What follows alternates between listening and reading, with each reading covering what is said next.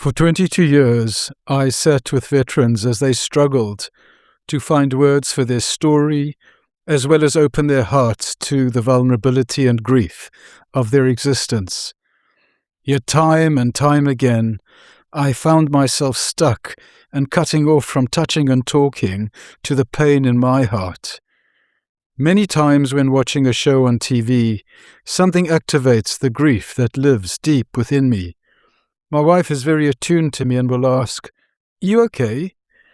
As I witness my response, "All good," there is a part of me that just shakes its head.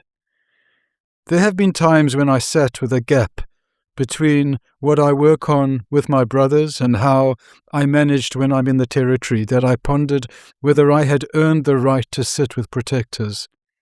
However, I have learned that no matter the chair we sit on, as we face each other, that we are all working on the grief that is etched into our bones.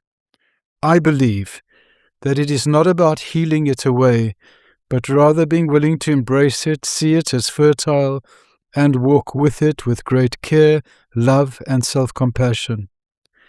It is this song that lives within us, that births compassion. This story that we all struggle to make visible is the common thread that binds us over time, wars, and generations. It is that heart thread of our common humanity that connects us all. So, as a fellow protector, I know how difficult it can be to speak about what we've seen, felt, and carried. We've been trained to stay strong and to compartmentalise what hurts. For many of us, expressing grief, pain, or vulnerability doesn't come easily, especially not to those we love most. We fear being misunderstood, burdening others, or losing the image of strength we've worked so hard to maintain.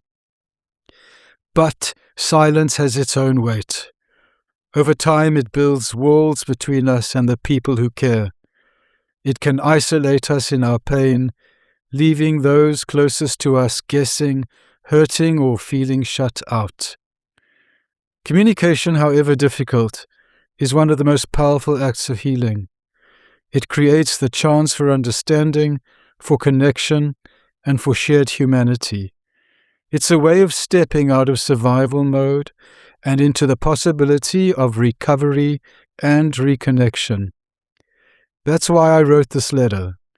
It's not perfect, and it won't capture every story or feeling you carry, but it's a start, a beginning, and a way to put words to some of what often remains unsaid. You can adjust it, rewrite it, or simply hand it over it as it is, or listen to it. Use it as a bridge to open a conversation, to help someone understand what it's like behind the silence, or to invite support when you don't quite know how to ask for it yourself. The road home is not walked alone. Healing requires others, and sometimes all it takes is a single, honest offering of truth to begin changing everything. This letter is yours now. Use it as you need, because your voice matters, your story matters, and so does the love you're trying to protect, even when the words feel hard to find. We all walk as one. We will also all heal as one, with respect and care. Letter from a Protector, Chapter 15. I know this hasn't been easy for you, living with me.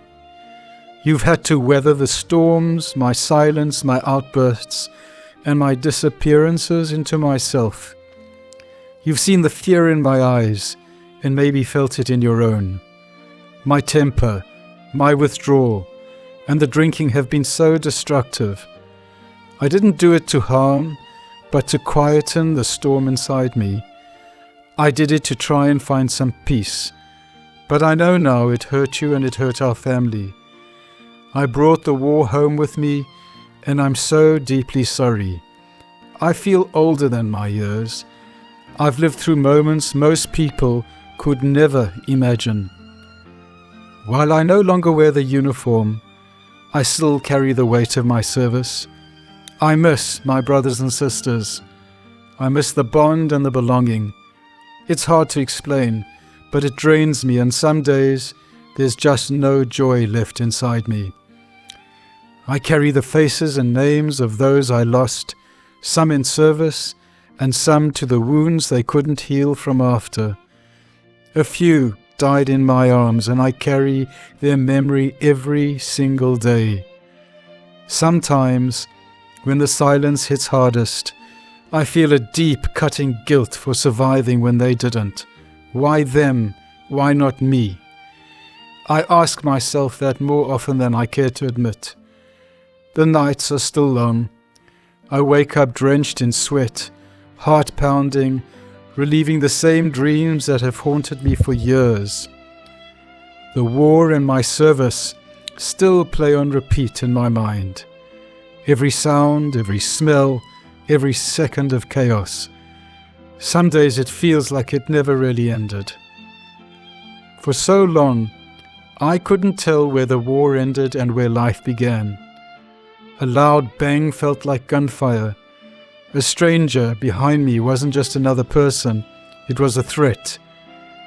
You didn't always understand why I had to sit with my back to the wall in restaurants, or why I scanned every face in the room. It must have felt like I wasn't there for you. The truth is that I wasn't.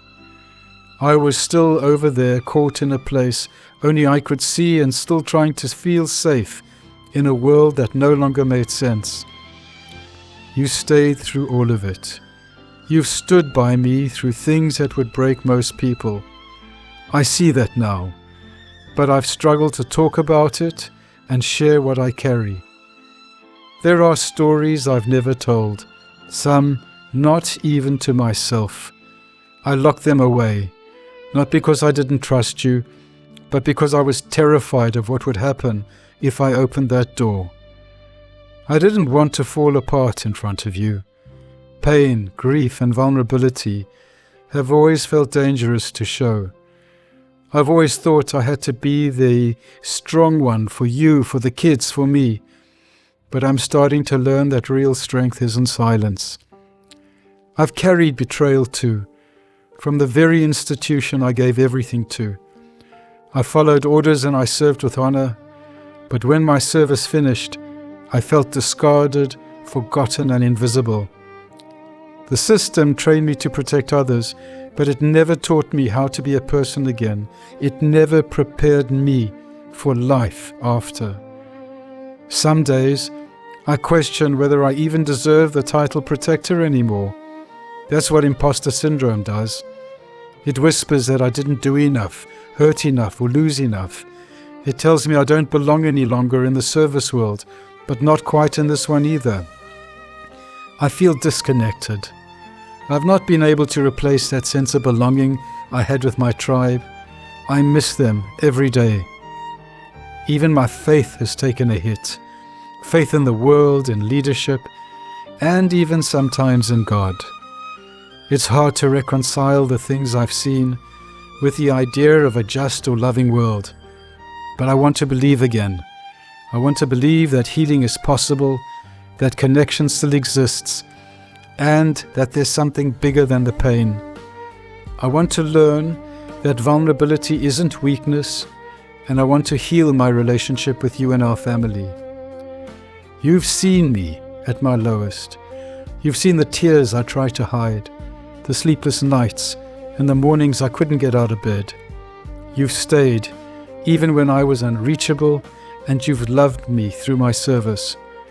I can never repay that, but I want to try. I want to find my way back to you and to us. I can't promise I'll get it all right, but I am promising to try. I will do anything and everything I can to show up, to keep going, to ask for help and to talk, even when the words feel so stuck inside me. I am willing to begin facing the locked box of memories I've hidden for so long. Maybe not all at once, but piece by piece, for me, for you, and for our kids. Please, walk beside me, and I will do everything I can to walk beside you. Please support me to heal at the pace I can manage. Please stand with me as I find my way forward. I'm asking for patience, for time, for understanding on the days I lose my footing. I'm committed to getting support, to sitting with someone who understands, who can hold space for both of us. I see now how much the trauma I brought home impacted on you all. They say no protector comes home untouched. We all carry something, but I'm beginning to understand that those wounds don't have to define us. They can deepen us, make us more compassionate and more human. That's what I want. Not just to survive, but to heal, to reconnect, and to love better. I want to do this, not just for me, but for you all. I deeply regret the pain and hurt that I have put you all through. I guess I turned you all into the enemy and brought the war back home. But it's time now for me to heal the wounds inside. Thank you for being here, even when I didn't know how to ask you to stay. With all my heart.